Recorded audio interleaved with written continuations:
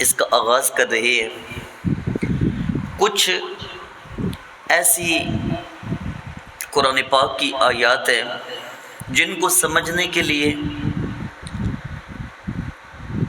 صرف ذہنی قوت کی نہیں، ایمانی قوت کی بھی ضرورت ہوتی ہے۔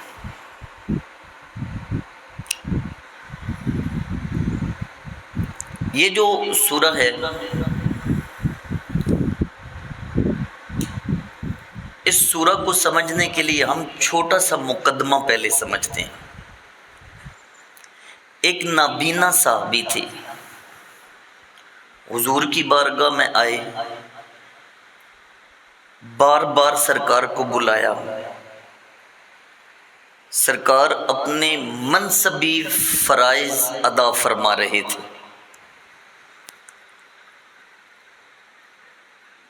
سرکار نے اس کے ساتھ جس انداز سلوک سے بات کی، اللہ تعالیٰ نے اس کا ذکر اس سورہ میں فرمایا ہے۔ لیکن ہم اس سے پہلے تھوڑا اور مقدمہ پڑھتے ہیں۔ قرآن پاک میں جو پہلے پارے ہیں، یقیناً 7ویں پارے میں اللہ تعالیٰ ارشاد فرماتا ہے وَلَا تَطْرُدِ الَّذِينَ يَدْعُونَ رَبَّهُمْ بِالْغَدَاةِ وَالْعَشِيِّ يُرِيدُونَ وَجْهَهُ مَا عَلَيْكَ مِنْ حِسَابِهِمْ مِنْ شَيْءٍ وَمَا مِنْ حِسَابِكَ عَلَيْهِمْ مِنْ شَيْءٍ،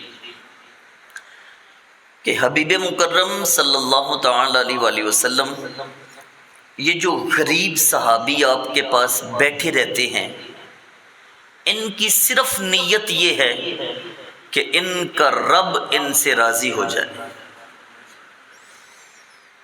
آپ کی طرف پیغام مکے کے سرداروں کا آتا ہے کہ ہم آپ سے کچھ سیکھنا چاہتے ہیں، آپ کے دین کے متعلق کچھ سوال کرنا چاہتے ہیں، لیکن ہمیں اچھا نہیں لگتا کہ ہم بلال حبشی کے ساتھ جا کے بیٹھیں، سلمان فارسی کے ساتھ جا کے بیٹھیں، ابو ذر کے ساتھ جا کے بیٹھیں۔ ہماری جو وجاہت ہے وہ یہ گوارا نہیں کرتی کہ ہم ان غریبوں کے ساتھ بیٹھیں۔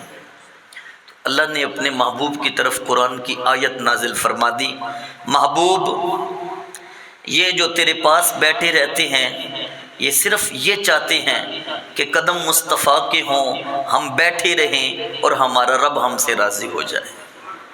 ان کو ان کے کہنے پہ اٹھانا نہیں ہے۔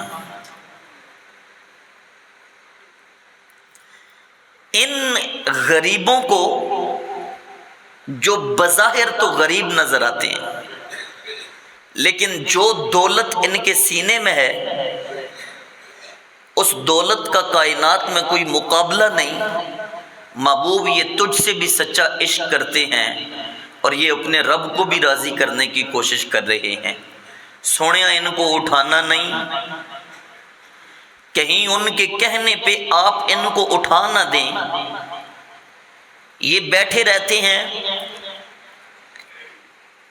ان کی صرف یہی نیت ہے ما علیک من حسابہم من شیء وما من حسابک علیہم من شیء، آپ سے ان کے بارے میں بھی سوال نہیں کروں گا، ان سے آپ کے بارے میں بھی سوال نہیں کروں گا، یہ بیٹھے ہیں تو انہیں بیٹھے رہنے دیجیے۔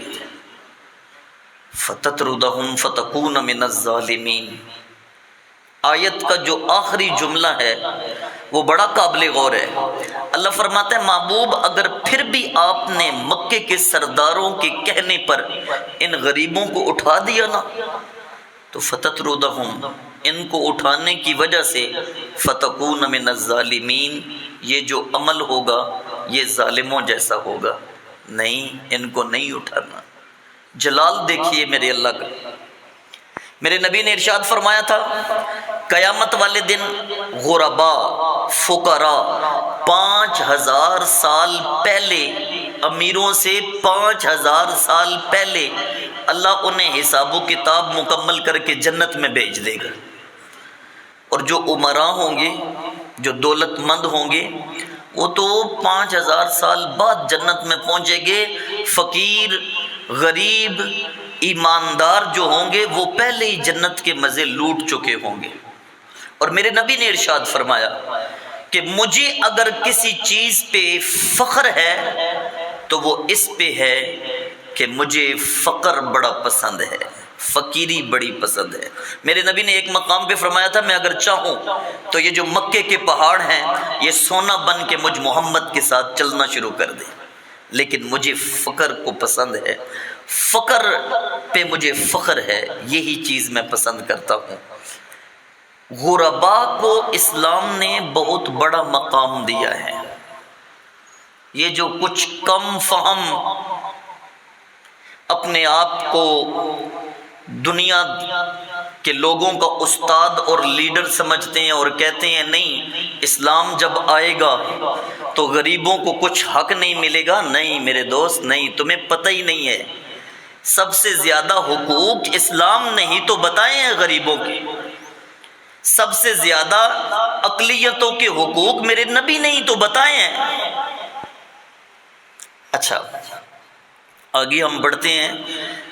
نبی کریم صلی اللہ تعالی علیہ وآلہ وسلم کے غلاموں، مجھے یہ بتاؤ زکوٰۃ کا تصور جو اسلام دیتا ہے یہ کیا ہے؟ یہ غرباء کا ہی حق ہے کہ نہیں ہے؟ اسلام تو کہتا ہے پوری زکوٰۃ نکالو اور غریب کو جا کے اس زکوٰۃ کے پیسے کا مالک بنا دو، اور اس طرح اس کو دو تاکہ آنے والے وقت میں وہ زکوٰۃ لینے کے نہیں دینے کے قابل ہو جائے۔ سمجھ آئی بات نہیں؟ تو اسلام سے زیادہ غرباء کا حق کسی نے نہیں بتایا۔ اب یہ نابینا صحابی اس کی بات سننے سے پہلے میرے نبی کا جو منصبی فرض ہے، میرے سرکار فرماتے ہیں کہ میں چاہتا ہوں کہ پوری دنیا کا کوئی ایک انسان بھی جہنم میں نہ جلے۔ قرآن میں ایک مقام پہ میرے اللہ نے فرمایا لعلک باخع نفسک الا یکونوا مؤمنین۔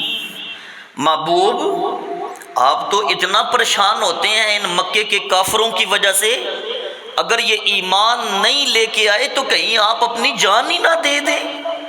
سرکار اتنے پریشان ہوتے تھے، سرکار کی چاہت تھی کہ ایک ایک بندے کو پکڑ کے ایمان اسلام کے اندر لایا جائے تاکہ اس کو کل کامیابی ملے، کل اس کو جنت ملے۔ بات سمجھ آئی نہیں آئی؟ یہ میرے نبی کا منصبی فرض تھا۔ ہمیں بھی حکم ہے جتنی کوشش ہو سکے کسی کافر کو کلمہ پڑھا کے مسلمان بناؤ، دائرہ اسلام میں داخل کرو، مومن بناؤ، چاہے اس کے لیے تمہیں جان خرچ کرنی پڑے، مال خرچ کرنا پڑے، اپنی کل کمائی خرچ کرنی پڑے، اللہ کو پسند ہے کوئی ایک کافر مسلمان بن جائے۔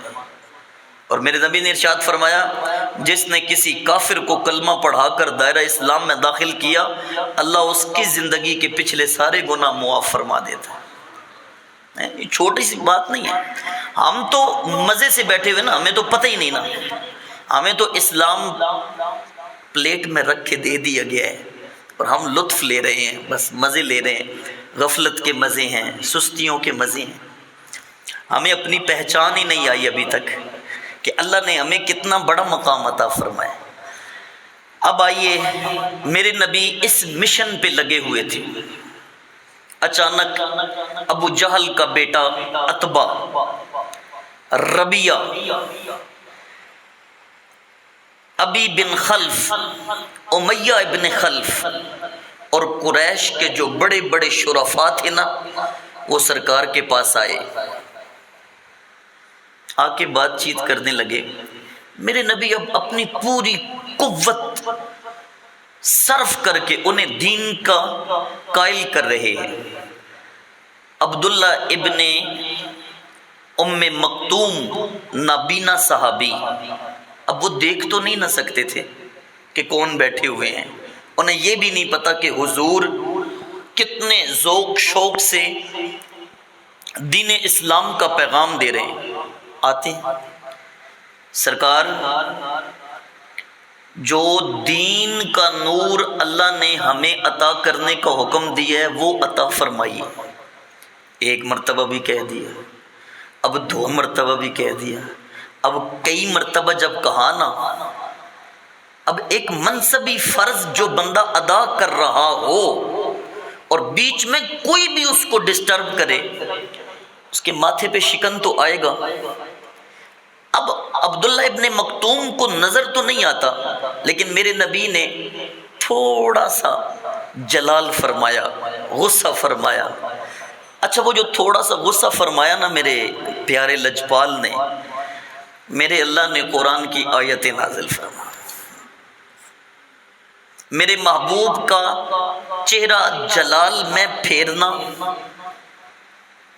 اور پھر عبداللہ ابن مکتوم کی طرف سے چہرہ ادھر پھیر دینا،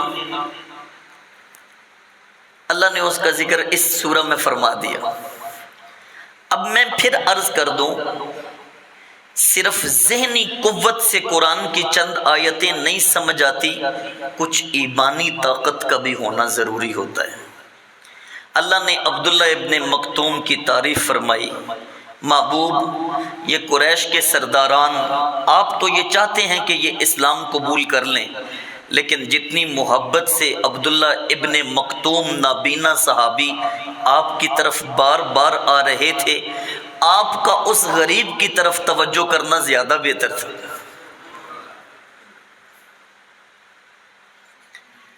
میں بار دیگر عرض کر رہا ہوں، ذہنی قوتوں کے ساتھ صرف قرآن کی آیتوں کو نہیں سمجھا جاتا، کچھ ایمان کی طاقت اور ایمان کی چاشنی اور نور بھی چاہیے، جس کی وجہ سے یہ قرآن سمجھ آتا ہے۔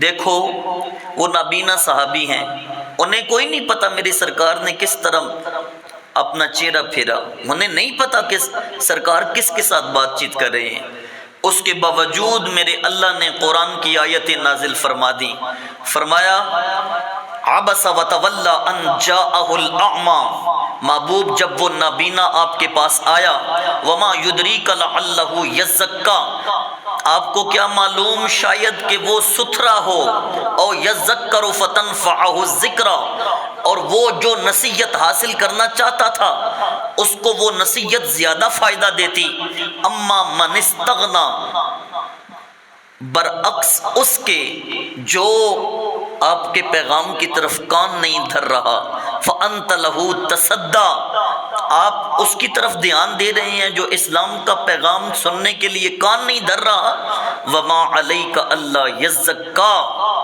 محبوب یہ جو آیا نا نابینا، آپ اس کی طرف نگاہ فرمائیں، اس کا سینہ زیادہ پاک ہو جائے گا۔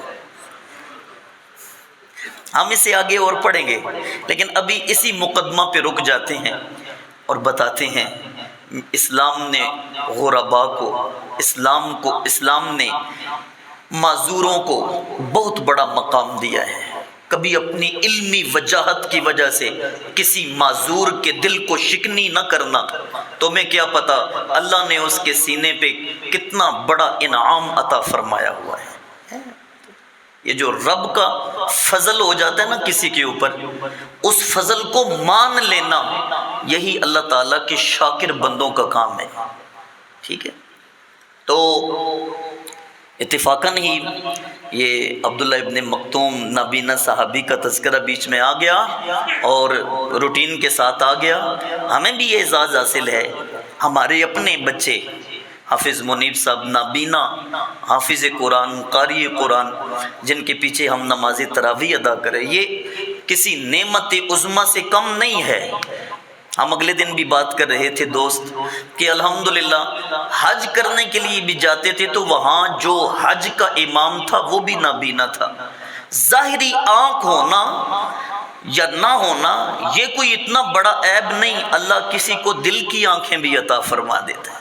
دیکھیے اللہ تعالیٰ فرما رہا ہے محبوب وما علیک اللہ یزکا، میرے نبی کی شانوں میں سے ایک شان یہ ہے، اللہ فرماتا ہے لقد من اللہ علی المؤمنین اذ بعث فیہم رسولا من انفسہم یتلو علیہم آیاتہ ویزکیہم، محبوب آپ قرآن کی آیتیں سناتے بھی ہیں اور اگلے جو سنتے ہیں ان کے دلوں کو پاک بھی کرتے ہیں۔